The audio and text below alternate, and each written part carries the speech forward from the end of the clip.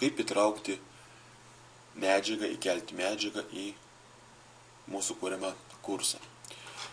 Tarkim, pirmą savaitę, nuo vasario 4 iki vasario 10.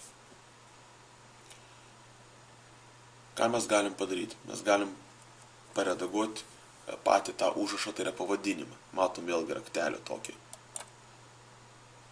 ženklą ir va, lygiai tą patį situaciją. Jeigu dabar rašys būtent pavadinimo savaitėmis, o jeigu mes atžymėsim, mes galim parašyti savais žodžiais. Pavyzdžiui, pirma savaitė.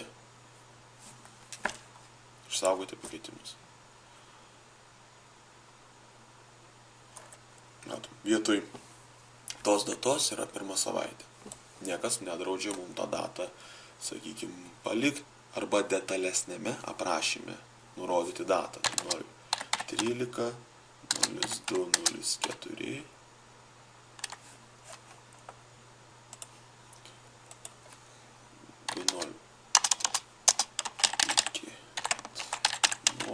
Iki 2013, 02, 10.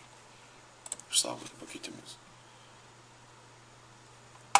Pirmą savaitę ir apačioje data.